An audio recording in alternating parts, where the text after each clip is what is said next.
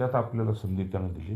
म्हणून ग्रहणामध्ये केलेली त्यांनी सांगितलं एक माळ जी आहे, ग्रहणात केलेली एक माळ ही लाखासमान आहे आणि ग्रहणात केलेली माळ आणि ध्यान हे 1.25 लाखासमान आहे. आपल्याला ते मोजायचंच नाही. मला ते ह्याचं फळ ते देन ते फळ, मला फळ नको, तू पाहिजे बस. किंवा तू जसं शांत आहेस, तू जसं समाधानी आहेस तसं मला ठेव. तुला कोणाची अपेक्षा आहे का? नाही. तुझ्या झाडाला इतकी फळं लागते ते येते, मला त्याच्याशी काही संबंध नाही. तू जसा आहेस मला तसा ठेव. मग ते गुरूंना बोला, नाही तर मग भगवंताला बोला. तुमचं जास्ती प्रेम कुणावर कशावर आहे ते बघा. गुरूंना बोलायचं असेल तर ज्ञान मार्गाने जावं लागतं आणि भगवंताला बोलायचं असेल तर प्रेम मार्गाने जावं लागतं. तुमच्या योग्यतेप्रमाणे तुम्हाला जो आवडतोय मार्ग तुमच्या हातात आहे, तुम्ही त्यात प्रवीण आहात, त्या मार्गाने तुम्ही जाऊ शकता. पण विशेष असं की हे शब्दात मांडताच येत नाही पारमार्थिक सुख. हे ज्याची त्यालाच कळत असतं बस. पण तरी व्यवहारात आपल्याला होईला होय करावं लागतं. काय तुझं माझं करावं लागतं, आरं तुरं करावं लागतं. पण आज जी महिमा आहे का, तर यायचं बी एकट्यानं, जायचं बी एकट्यानं. मधल्या काळात जी आपल्याबरोबर असते ती ती तेवढ्यापुरतीच त्यांची उदासीनता असते. काय राव, माणूस चांगला होता, संपलं. कुटुंबात व्यक्ती चांगली होती, संपलं. चांगला किंवा वाईट दोन्हीतल्या एकाचा प्रचार होणार, पुन्हा संपलं.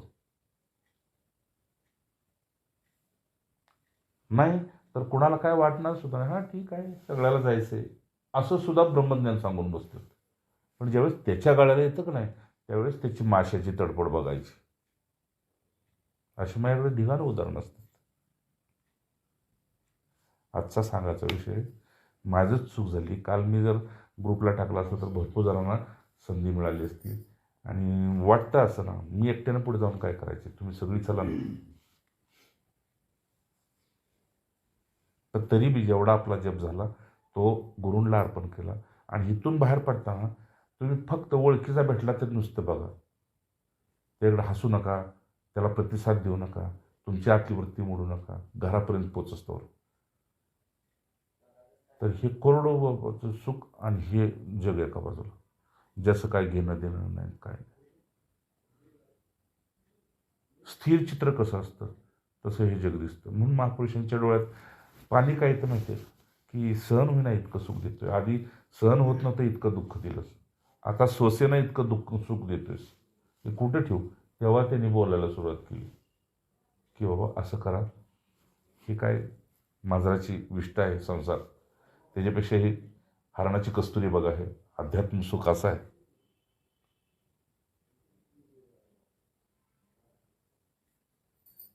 आणि मग एकदा तुमची भगवंताची सलगी झाली, तुमची गुरूंची सलगी झाली, गुरूंची बापूंची नाही, सलगी झाली की तुम्हाला म्हणजे अंतर्मुक्ता धर म्हणावं लागणार नाही, मौनात राहा म्हणावं लागणार नाही, एकांताला जा म्हणावं लागणार नाही. एवढंच काय, थोडंच नीट बघायला लागलं तर संकल्प बी उठत नाहीत आणि वृत्ती बी उठत नाही. म्हणजे ह्याची तुलना कशावरच पृथ्वीवर करू शकत नाही. तेव्हा पृथ्वी माता म्हणते, हे असे असे माझ्या गर्भात आलेत म्हणून तरी कमीत कमी मला सुख आहे. नाही तर इथं काय पाहते बघताय तुम्ही, ऐक नाही.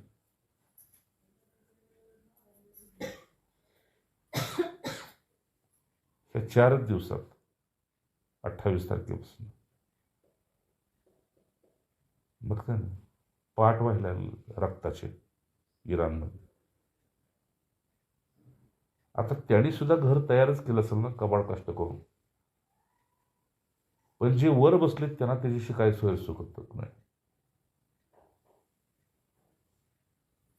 एकच हल्ला केला, त्यात 125 मुलं गेली शाळेतली.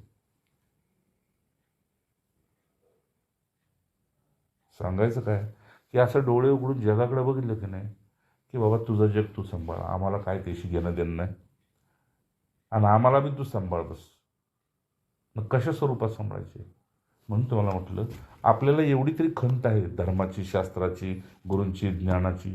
पण आज धुलीवंदनाच्या निमित्तानं जे खाऊन बसलेत त्याचं काय. म्हणूनच भगवंताने सांगितलं, तू विश्वास ठेव, 84 लक्ष योनींची तयारी ज्याच्या त्याच्या इच्छेप्रमाणे करून ठेवली. आपल्याला माहीत आहे चूक काय आहे आणि आपल्याला माहीत आहे बरोबर काय आहे. इतका विवेक म्हणले पशुपक्षापासून मनुष्यापर्यंत दिलेला आहे. पण एकच योनी श्रेष्ठ आहे ती आपली. त्या योनीतनं आपल्याला काढले. सांगायचं असे विषय सांगायचा असा काहीच नाही. आणि जाता आता एक छोटीशी झलक तुम्हाला सांगतो. तुम्ही सगळी बसला, तुम्ही दोघं तवा आला नव्हता. नीट आहे का? गुप्तपणे तुमच्याच कानावर घालतोय मी.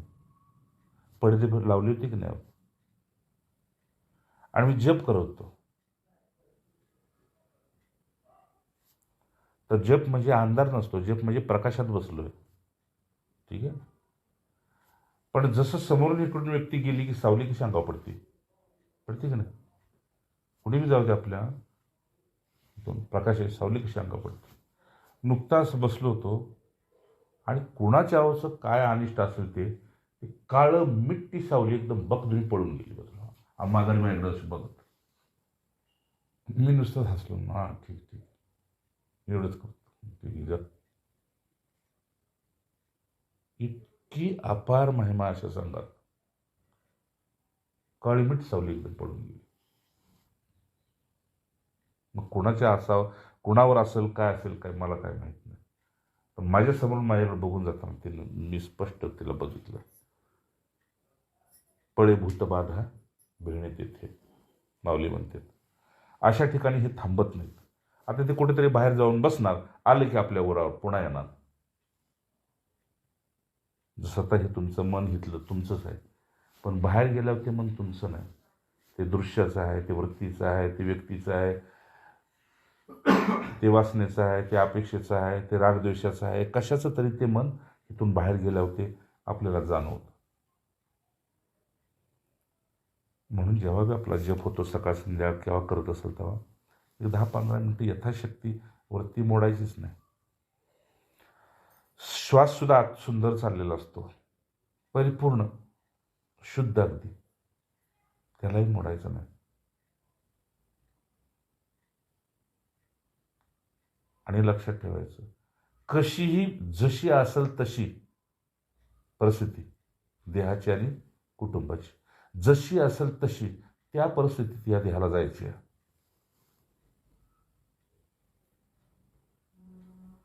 जसं आपल्या मोबाईलचा रिचार्ज संपला की तो तिथंच डेड होतो. आपल्याला बी 21,600 रोजचे श्वास दिलेत. 21,600 रोजचे श्वास दिलेत. त्यातले आपण कसे कुठं कशाला वापरतोय ते बघायचं. आणि जेवढं तुम्ही जपात आपण बसू की नाही तेवढे श्वास कमी खर्च होतात. म्हणून कलियुगातल्या माणसाला सांगितलं, एक नाम जप कर, बाकी परिपूर्ण आयुष्य बी भोगशील आणि येताना माझ्यापाशी येशील. ही मी खात्रीने सांगतोय आणि विश्वासानं सांगतोय. हे भगवंताने गीता भागवतामध्ये स्पष्ट उल्लेख केला.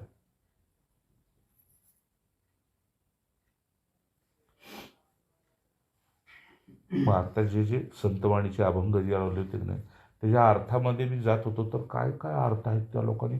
काय धोत्रातली लोक शाळेत कधी गेली नाहीत, हे की नाही. आणि आजकाल थोडा शिकलाय तर असू काय सगळ्यावर पाणी सोडून बसलंय.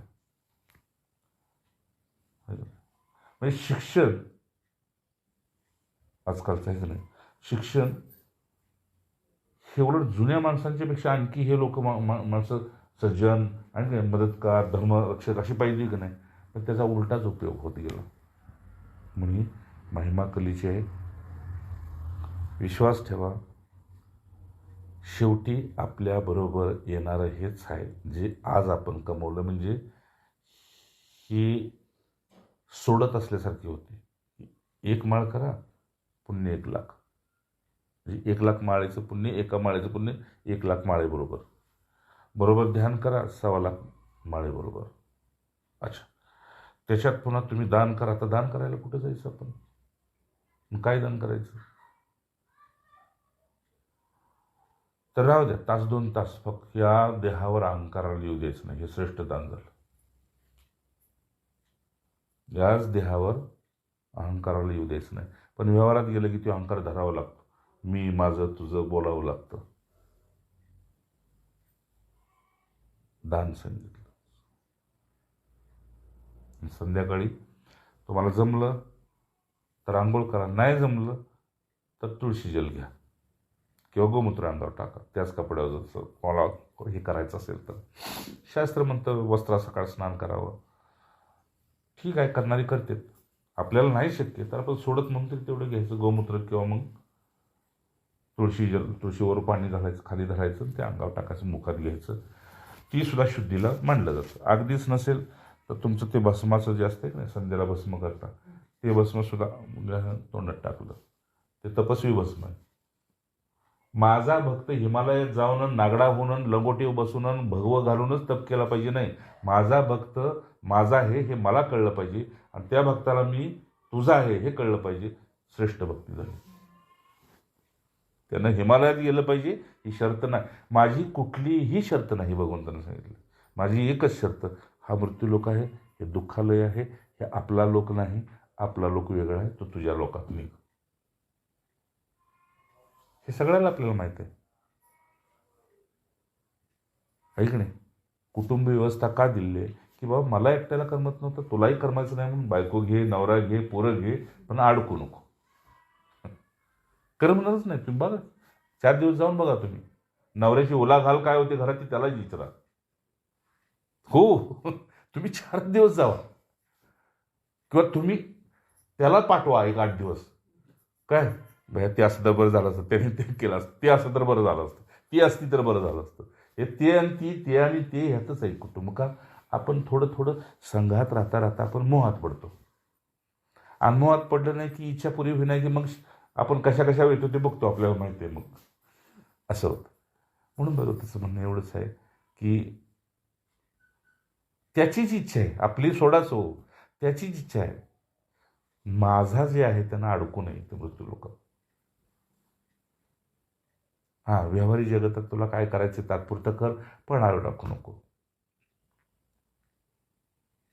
आणि म्हणून सोपा मार्ग सांगितलाय, जे जिथं आहे तिथं टाकायचं, वेळ मिळाला की नामस्मरणाला बसायचं. आयुष्य, निरोगता, पुण्य आणि आपला लोक, हे चारीचे चारी आपल्याला प्राप्त होते. आयुष्यसुद्धा. माझेच मित्र मला भेटते तर विश्वास बसत नाही. माझ्यापेक्षा 10-10 वर्षांनी कमी इथे येतात की नाही, तेव्हा ते असं झाले असं झाले, काल परवा आलं तरी सांगतो. त्यांना वय विचारलं, मला वाटतं मी लगेच यांच्याकडे बघतो, गुरुंच्याकडे. अरे मला चांगलं ठेवलंय, हे बघा असे वाकडे तिकडे चालतात, हे असे चालतात. त्यावेळी गर्व करावा आपण त्यांच्यावर. त्यांना कसं ठेवलं, मला कसं ठेवलंय. लगेच मी तुलना करतो. आणि आपण आपल्यावर जे करायचा गर्व त्यांच्यावर करायचा, बस संपलं. ढकलून द्यायचं ना तिकडं. एवढी होती आश्चर्य. सांगायचं आश्चर्य की आज मंगळचा चंद्रग्रहण होता सिंह राशीला लागून, आणि ह्याचे परिणाम भरपूर चालले आहेत. मागे मी सांगितले आपण सत्संगात, जे जे मुखातनं गेले की नाही ते दिसतंय समोर, फक्त तुम्ही बघा नीट. ठीक आहे ना. कोरोना याच्या आधी 6 महिने वैशाला म्हटलं तुम्हाला रात्रीचं ढिगारा 4 वेळा दिसतं. ते म्हटलं कशाचं काय, कोणाला ठाऊक काय आहे संकेत. पण 2 महिने अगोदर बी म्हटलं म्हटलं रात्रीची ढिगारी दिसतात, राख उडलेली दिसते असं म्हटलं, सगळं डोळ्यात गेलेली.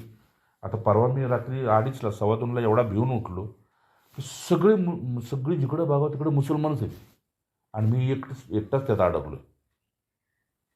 आणि ती ती मटणाच्या थाळ्या घेऊन पळते, ती कोणती बिर्याणीच्या पराती घेऊन पळते, ती कोणी भगवू. आणि त्यात एकानं मला विचारलं तुझी शिंडी ही कोण आहे, तो शिंदी ठेवली म्हटलं. तर माया तोंडात एकदम गेलं रात्रीचं. मी त्यांना म्हटलं फसवायसाठी ठेवली आहे.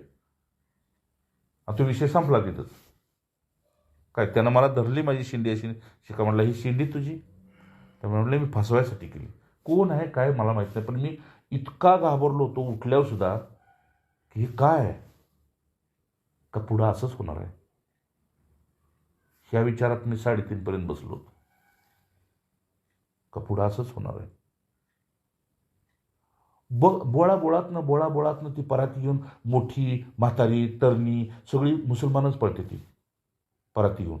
आणि त्या आपल्यासाठी दुर्गंध, त्यांच्यासाठी सुगंध बिर्याणीचा. पण ते इतकी घाण येते आणि बस. आणि मला त्यात आणखी बाथरूमला लागलेली, आणि मी विचारतो तिथं जाऊ कुठं, कुणाला विचारलं तर म्हटलं आपली भाषा ओळखली तर, असा बी भितोय मी स्वप्नात. आणि मातृभाषा तर मला खरोखर फुल लागलेली. आणि आपण जायचं कुठं, विचारायचं कुठं, कुणाला काय. आणि शेवटी तिथं एक जे बसलं होतं ते दुसरं एक उघडं मुसलमान, ते नुसतं चड्डीवर बसलं होतं. आणि त्याला दाढी नव्हती काय नाही, नुसती की असं साधारण 25-30 वर्षाचं असेल. तर मला म्हणला कलप कर. म्हणलं हो हो. म्हणलं का? मला ती लगेच तुझी शिंडी दिसली म्हणलं. हां ठीक ठीक. असं. तर हे कली आहे, ह्याचं खूप अजून बाळ बाळ बाळ आयुष्य आहे अजून. त्या बाळ आयुष्यात आपल्याला नक्की पुण्य असल्याशिवाय पाठवलं नाही. पुढं पुढं फार विचित्र आहे नाही का. सुरुवात कशी झाली छत्रपतींच्या काळात बघितली ना, रक्ताचे रोज पाठ असायचे. तिकडून निजाम आले, इकडून मुघल आले, तिकडून कोण आले, कुठून आले, काय काय. आणि मधल्याच काळात, चांगल्या काळात आपण थांबलोय. आता फक्त आपणच आपले शत्रू आहे, बाकी आत्ता तरी शत्रू कोण नाही. पुन्हा एक 10-20-25 ह्या मुलांचं म्हातारपण येईल का नाही, काय होणार आहे भगवंत जाणे.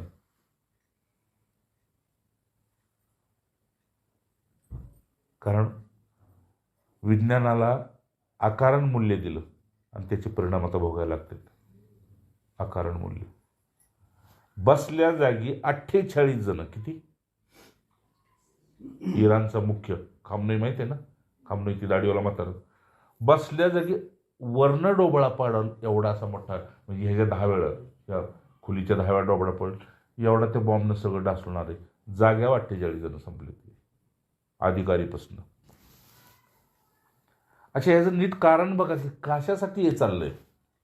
हे चाललंय कशासाठी.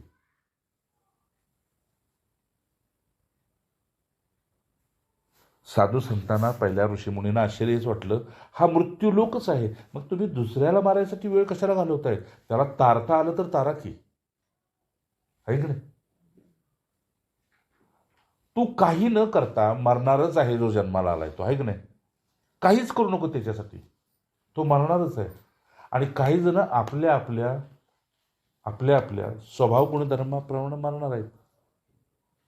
पण तरी बी म्हणजे समुद्रात बुडवून बी समुद्र मोकळा राहील इतकी हत्यारं झालेली जगात. बघा तुम्ही, प्रत्येक देशात गाड्यापासून त्या सगळ्यात, आहे की नाही, विमानापासून ते टँक ते काय ते कशासाठी आहे, काहीच नाही. म्हणून महापुरुष ह्या जगाकडे 700 रूपानं बघतात. ह्याला सुधारणं कुणाचं काम नाही. आपलं सुधार, 4 येतील त्याला सुधार आणि आपलं प्रस्थान कर, नाही का. आपण पार हो, येईल त्याला पार कर, बाकीचं आहे तसं निराधार सोड.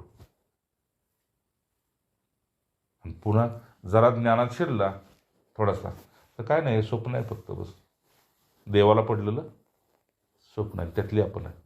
जसं रोज आपलं स्वप्न बदलतं का नाही, नीट आहे का आता हा विषय. रोज आपलं स्वप्न बदलतं का नाही. कधी आठवड्यानं पडू, महिन्यानं, दिवसानं पडू, पण स्वप्न बदलतं का नाही. तसंच 84 लक्ष योनी बदलत जातात.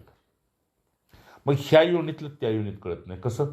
तर परवा दिवशी काय स्वप्न पडलं होतं सांगा बरं. कोण कोण होतं तुमच्या स्वप्नात.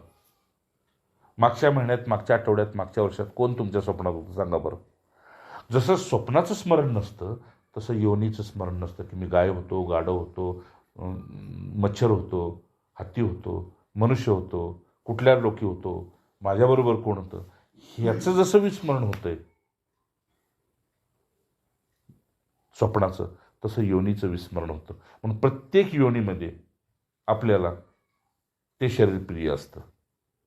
आणि प्रत्येक स्वप्नात जे आहेत ते आपलीच आहेत असं गृहीत धरलं जातं, आहे का नाही. आता ते मी जागा झालो, स्वप्नातले मुसलमान गेले, मग त्यातल्या स्वप्नात हितच स्वप्न पडलं होतं, त्यातला काय हिथं काय बिर्याणी सांडली नाही किंवा त्यातलं काहीच झालं नाही, काहीच नाही, ते स्वप्न गेलं.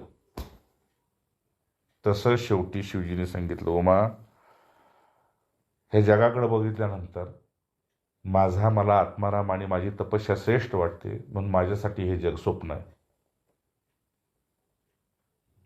आणि माझ्या इष्टदेवतेचं स्मरण आणि भजन हेच माझ्यासाठी सत्य आहे. म्हणून भगवंताच्या कृपेनं तू माझ्या संगतीत आलेले आहेस. मी ध्यानाला जातो, नाही मी समाधीला जातो, तू फक्त ध्यानाला जा. माता पार्वतीला सांगितलं तू ध्यानाला जा. ध्यानाला गेल्यानंतर तुला सूट आहे, अधूनमधून तू डोळे उघडून बघू शकतेस. ठीक आहे ना, डोळे उघडून बघू शकते. कुणी आलं गेलं तर तू बोलू शकते, देव घेऊ शकते. पण मला विक्षेप कुणाचा होऊ नये इकडे बी तुझं लक्ष असू दे.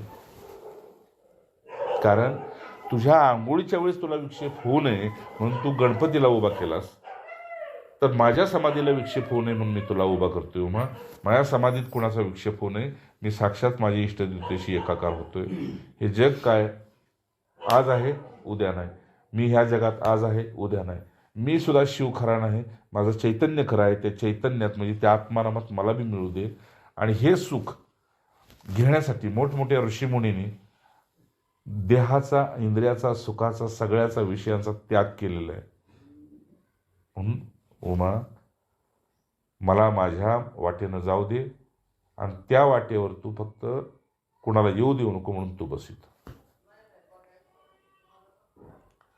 तसं आपण संध्याकाळी सकाळी जपाला बसलो की घरातल्या व्यक्तींना सांगायचं, कोणी कुठे आला तर त्यांना सांगायचं 5 मिनिटं जप होतोय, थांब. 10 मिनिटं जप करते आई, 10 मिनिटं जप करते बाबा, थांब 5 मिनिटं बस. काय आभाळ कोसळत नाही का?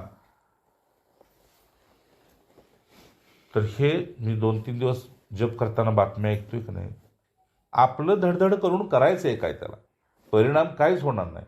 म्हणून बापूंच्या भाषेत सांगायचं, इथं राम बी आला, कृष्ण बी आला, शिव तर कायमचंच आहे, पण जग हाय तसंच. जय जय.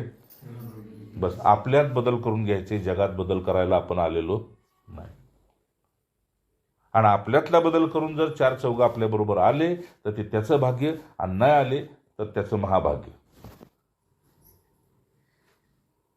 पण आहे ते विचित्र आहे.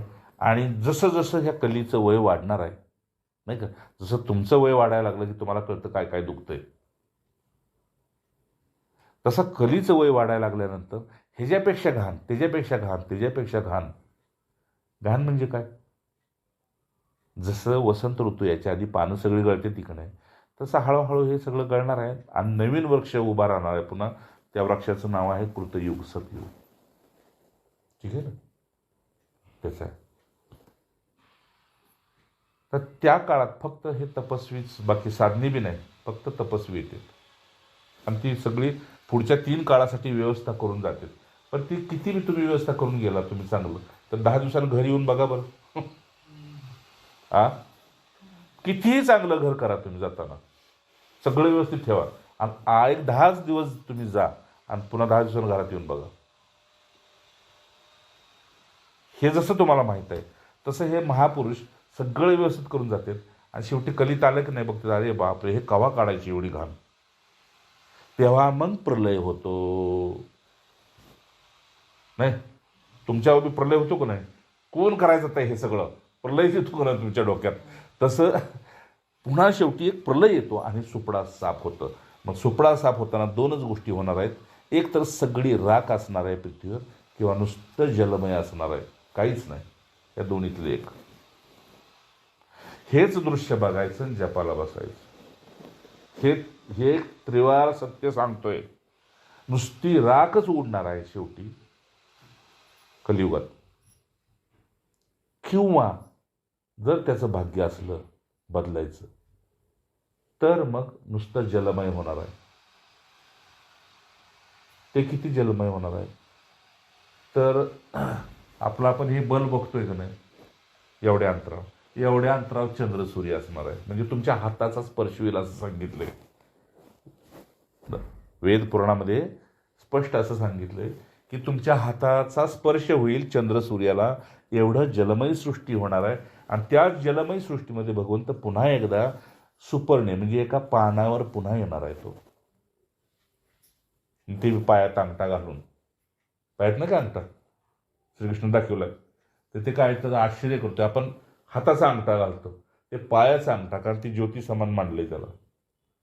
ते पायाचा अंगठा घालून बघतोय, अरे बापरे, मी काय निर्माण केलं आणि इथं ज्यांना सोडलं त्यांनी काय गोंधळ केलेला आहे. हे गोंधळच आहे सगळा.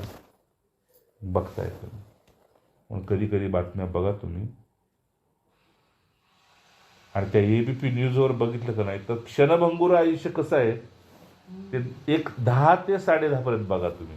आयुष्य किती क्षणभंगूर आहे हे 10 ते 10:30 बघितल्यावर कळते. तर काय तुमच्या डोक्यात बी नाही की आज आपण मरणार आणि एका क्षणात जाणार आहे, अशा अशा घटना बघतोय. विश्वास बसेना. त्याचा बी मृत्यू असतो. असलं तरी आपण भाग्यवान आहे. आजचा दिनविशेष असा होता, म्हणून पुन्हा सांगतो संपवतो. दिनविशेष असा होता की आज मंगळवार बी आहे, सिंह राशीत नसल्यामुळं, म्हणजे अकराळ विकराळ रूप असं होतं याचं. म्हणून हे जसं शरीर आपलं, जसं आपला टी व्ही रिमोटवर चाललेलं आहे, तसं ग्रह नक्षत्रावरच हे सगळं शरीर चाललं आहे, ही सृष्टी चाललेली आहे. ठीक आहे ना. आत्ता दिवस आहे, सूर्य आहे, रात्री चंद्र आहे, पुन्हा चांदणे आहेत. तसं सप्तऋषी हे अनेक सगळ्या ग्रह नक्षत्रावर चाललेलं आहे. त्या ग्रह नक्षत्रातला आपण बी एक अंश आहे पृथ्वीवर, म्हणजे त्याच्या अधीन आहे आपण.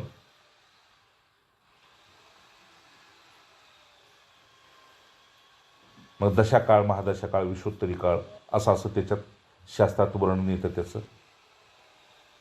तो ज्याचा अभ्यास आहे त्यालाच कळतं, बाकीचे फक्त मग असं. तर हे सगळं ज्याच्या अधीन आहे, ज्या शक्तीच्या, त्या शक्तीच्या स्मरणात राहणं म्हणजे नाम घेणं.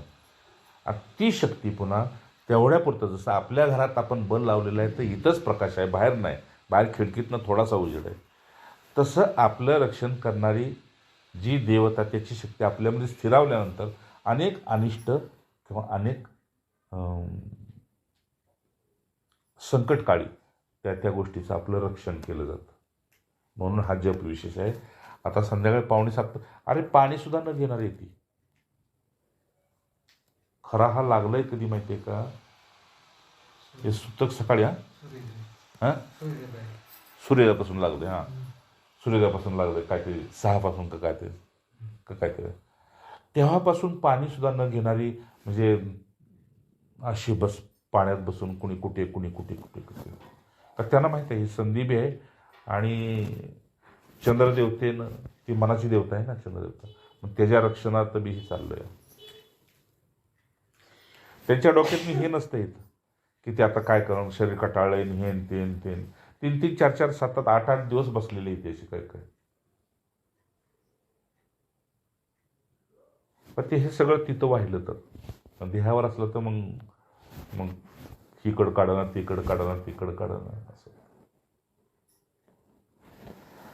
असं. पुन्हा तुम्हाला जमलं तर साधारण 6:15, 6 ते 6:15 दरम्यान हातपाय धुवून तुम्ही 6:45 बसा. 6:46 आहे ना, का 6:48 पर्यंत असं काहीतरी, मग तोपर्यंत बसा. त्याचा सुद्धा आणखी फायदा होणार, कुटुंबात बिन, आपल्याला बिन, जगाला बिन. त्या नजरेनं नुसतं जगाकडे जर बघितलं तरी ते जातं. म्हणजे आपली बॅटरी आपण धरली पुढं, आणि पुढे जर दुसऱ्याला दाखवायची असली तिथं गेली तर त्याला बी तो रस्ता हो ठेवा म्हणतो, धन्यवाद पोचलो. तसं सुद्धा हे दान जातं. म्हणून महापुरुष सगळेच बोलते तसं नाही.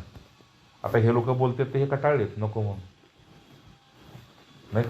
काल 5 मिनिटासाठी बी थांबले नाहीत, लगेच आत गेले आणि इथनं गाड्या ट्रेनची ट्रेन बुकिंग करून गेले. एवढंच विचारलं, हां छान, तुम्ही राहणार आहे का जाणार आहे, काय म्हणले, हां ठीक आहे आम्ही जाणार आहे. कुणी राहणार आहे, हां ठीक, गेले. आता संपलं. त्यांनाही माहिती आहे ना काय की हे अस्वस्थ आहेत म्हणून आलेले आहेत. अस्वस्थ असती तर आहे त्या ठिकाणी स्मरणात भगवंताच्या राहिले असते. पैसा आहे का नाही, अस्वस्थता आहे, तिथं गेल्यावर नाचलं, अस्वस्थ होते, बस संपलं, पुन्हा आहे तिथं. त्यांचं म्हणणं आपल्याला एवढंच आहे, आपल्याला सगळ्यांना, की मी दिलंय ते तुम्ही बी खा आणि दुसऱ्याला बी द्या. नाही का, दुसऱ्याला द्यायचं काय आपण, प्रेम आणि शांती. आणि आपण खायचंय काय ते त्यांनी दिलेलं. जितकं कमी श्वासामध्ये जप कराल तितकं निरोगी आणि दीर्घायुष्यता या दोन गोष्टी मिळतील जितक्या कमी श्वासात. आणि खूप विश्वास धरा, खूप खूप खूप ह्या नामस्मरणाच्या वेळा खूप खूप खूप लवकर भेट होते भगवंताची आणि तुमची. अज्ञान मार्गाने चालला असेल तर ज्ञानाची आणि तुमची खूप लवकर भेट होते. त्रिवार सत्य सांगतोय आज ग्रहण काळात. तुम्ही म्हणाल आम्हाला संध्येला वेळ मिळत नाही, हरकत नाही. तुम्ही जे करताय का नाही, जे आत्ता आलंय वाट्याला ते करत असताना फक्त अंतर्मुक्त ठेवा आणि आज जप चालू ठेवा. पण वेळ मिळाला की मात्र माळेव झाला पाहिजे.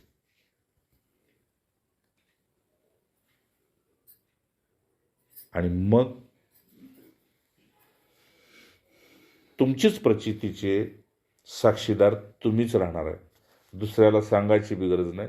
एक तुम्ही साक्षी राहणार आणि तुमचे गुरु किंवा तुमचा इष्ट किंवा तुमचा भगवंत जो कोणी असेल ते दोघंच साक्षी असतील.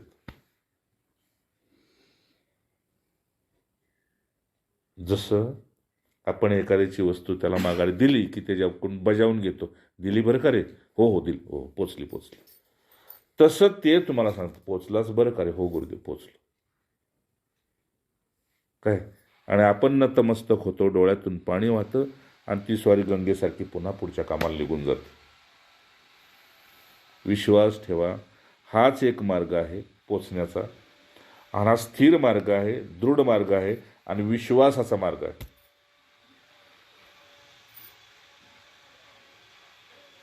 म्हणून तुम्हाला म्हटलं की तुम्ही आम्ही भाग्यवान आहोत.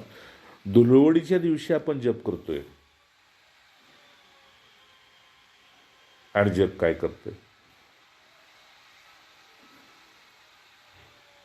पण प्रत्येक महापुरुषाच्या चरित्रात हेच वाक्य आलंय.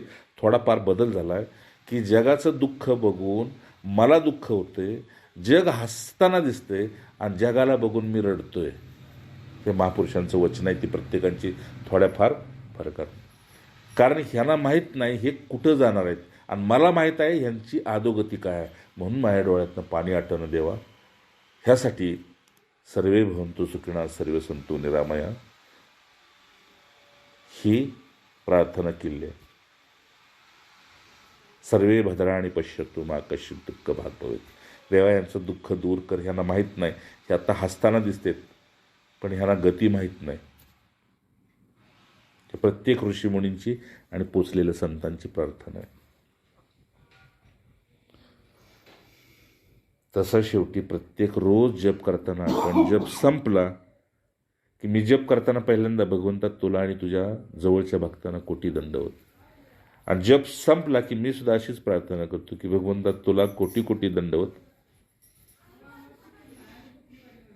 आणि तुझ्याकडे ज्यांना यायचे त्यांना माझे कोटी कोटी दंडवत. यायचे म्हणून भगवंत म्हणते माझ्याकडे येतेत खूप पण टिकत नाहीत आणि जे टिकले त्यांनाच घेऊन मला पुन्हा एकदा सतयुगात यावं लागतं. जय जय राम. बस त्यात आपला नंबर पडावा एवढीच प्रार्थना. तेव्हा काही काम नाही, नुसतं फळावर राहायचं असते, नुसत्या पाण्यावर राहायचं असते, शिवाय हे नुसत्या दुधावर राहायचं असते. तिथं ती अन्न भिन्न तसलं काही नसते. धपाटन दुपाटन कानावलन लाडू काही नाही, नुसती दूध फळं आणि जल. बस काही काही तर असे आहेत भगवंताचे त्या काळचे भक्त की नुसत्या वायूवर राहतात अखंड सेवेत. वेळ जातोय ना त्यात खाण्यात. हो, ज्यांना 2-2 कोटीचं 3-3 कोटीचं पॅकेज आहे का नाही त्यांना विचारा की ती उभ्या उभ्या सँडविच खाते तर कामाला लागतात. आहे का नाही? तसं आहे. कारण त्याची सृष्टी सुंदर बनवून मग आपल्याला समाधीला जायचं आहे, त्यासाठी येते. ठीक आहे, तसा नंबर पडावा आपला एखादा. पडेल की म्हणायचं बास नारायण. ठीक हो.